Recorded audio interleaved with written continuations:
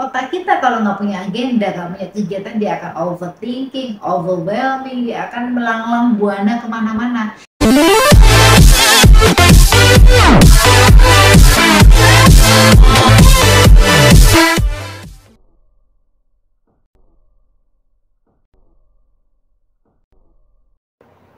Pertanyaan dari Dian, asal Kediri, usia 21 tahun. Bu, seringkali saya itu takut dengan kegagalan, terutama sekarang di tahap skripsi. Saat saya yakin, kemudian lihat TikTok yang negatif-negatif, membuat saya takut yang tiba-tiba jadi melamun.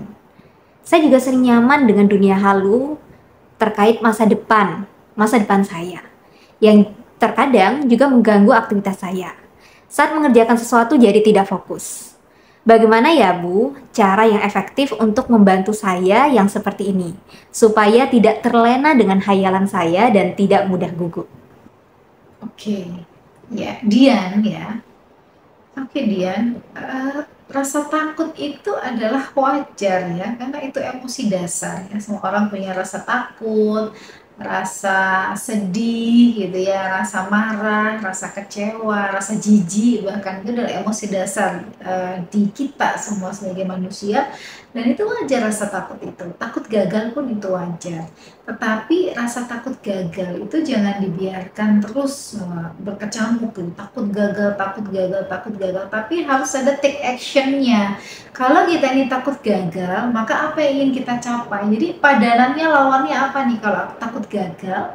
Berarti sebenarnya apa yang ingin dicapai gitu ya? Ingin berhasil gitu kan? Jadi diubah fokusnya ya. Sekarang bukan apa namanya problem fokus gitu ya, tapi solution fokus gitu. Goalnya apa? Fokus di goalnya. Kalau misalnya takut gagal nih, fokusnya adalah berarti sukses atau berhasil di bidang apa, misalnya pada saat deskripsinya tuh misalnya, maka apa yang harus dilakukan supaya berhasil deskripsinya itu di list dulu semua, ditulis gitu ya, lalu di breakdown menjadi yang kecil-kecil gitu ya, yang rinci-rinci lagi supaya lebih mudah kita mencapainya. Jadi jangan yang terus dipikirin adalah jangan problemnya, tapi pindahkan, alihkan fokusnya itu pada solusinya dan yang ingin dicapai. Yang ingin dicapai adalah sukses. Maka solusinya apa nih supaya sukses? 1, 2, 3, 4 itu harus di list. Karena otak kita kalau nggak di list, cuma diangan-angan, dibayang-bayangin, dia akan kesulitan gitu ya. Tapi sebaiknya adalah dituliskan, diuraikan lengkap secara detail sehingga otak kita lebih mudah memahami apa yang dimaksudkan ya. Lalu kemudian lebih banyak ke dunia halu gitu ya. Ya berarti harus detox medsosnya gitu ya.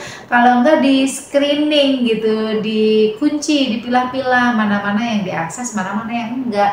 Dan itu harus memiliki kontrol kendali diri di sana gitu. Sehingga kita tahu aku ini butuhnya apa sih yang ingin aku capai apa, maka kemungkinan akun-akun mana ini yang aku butuhkan untuk aku akses, ya itu aja yang diakses gitu ya.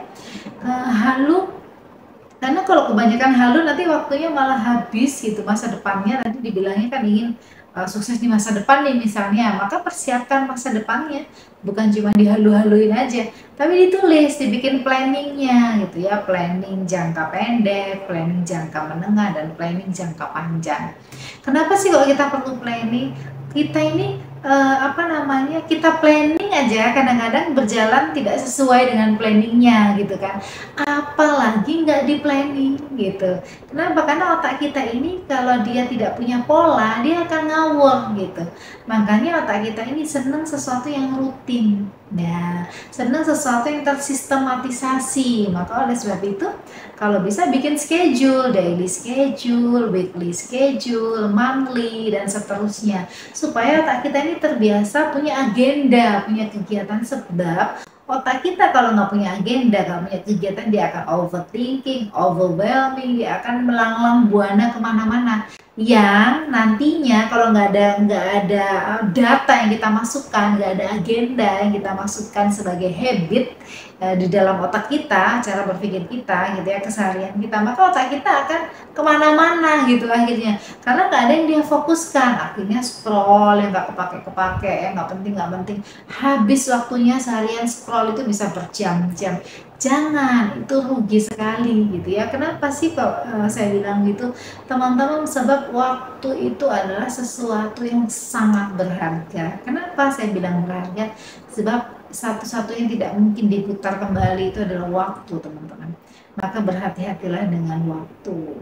Sebab kalau di dalam keyakinan kita, saya yang muslim dan teman-teman yang lain yang muslim, Allah beberapa kali bersumpah di dalam Al-Quran dengan menggunakan waktu gitu ya, sehingga teman-teman harus berhati-hati dengan waktu karena waktu itu begitu berharga, jangan dibiarkan dia terbuang sia-sia. Oke.